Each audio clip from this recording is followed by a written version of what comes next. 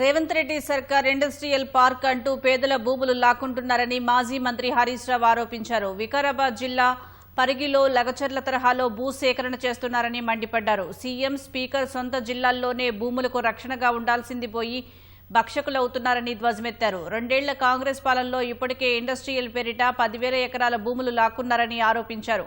ఎన్ని విధాలుగా అడ్డుకునే ప్రయత్నం చేసినా రైతుల పక్షాన పోరాటం చేస్తూనే ఉంటామని స్పష్టం చేశారు. ఇవాళ లగచెర్ల చూసాం. లగచెర్ల లాంటిదే భూసేకరణ ఇవాళ పరిగిలో చేస్తూ ఉన్నారు. ఏంది మీరు ఆ పచ్చటి భూముల మీద ఎందుకు పడ్డారు?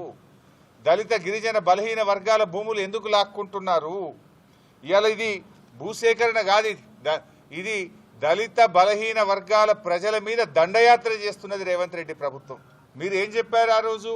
కాంగ్రెస్ అధికారంలోకి వస్తే ఎస్సీ ఎస్టీలకు అసైన్డ్ భూములకు పట్టాలు ఇస్తాము అని చెప్పారు. పట్టాలు ఇవ్వడం మాట దేవుడెరుగు గాని ఉన్న భూములు లాక్కుంటున్నారు.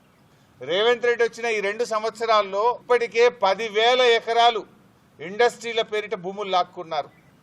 ఇంకో 40,000 ఎకరాలు లాక్కోవడానికి ప్రణాళికలు సిద్ధం చేసినారు. రంగారెడ్డి, మేడ్చల్, సంగారెడ్డి, వికారాబాద్, భువనగిరి, ఈ చుట్టుపక్కల హైదరాబాద్ చుట్టూ ఎక్కడ ఎస్సీ ఎస్టీ బీసీల అసైన్డ్ భూములుంటే అక్కడ ఇండస్ట్రియల్ పార్కులు అని చెప్పి నోటిఫికేషన్లు ఇచ్చుడు, భయభ్రాంతుల గురి చేసుడు, ఇలా భూములు లాక్కునే ప్రయత్నం చేస్తున్నారు. అది ముఖ్యమంత్రి గారి జిల్లా వికారాబాద్ జిల్లా, స్పీకర్ గారి జిల్లా. ముఖ్యమంత్రి స్పీకర్ గారు ఉంటే మీరు రక్షకులుగా ఉంటారా, భక్షకులుగా మారతారా? మీరు మా నాయకులను ముందస్తు అరెస్టులు చేసినా, మమ్మల్ని అడ్డుకునే ప్రయత్నం చేసినా మా పోరాటం ఆగదు. మేము తప్పకుండా వెళ్తాం, అక్కడికి వెళ్ళి తీర్థం, ఆ రైతులకు గొంతుకగా మారుతాం. మీరిచ్చిన హామీ అమలు చేయండి, మేమేం అడుగుతలేం. మీరే చెప్పిండ్రు ఎస్సీ ఎస్టీలకు పట్టాలు ఇస్తామని. ఇస్తారా, ఇయ్యరా?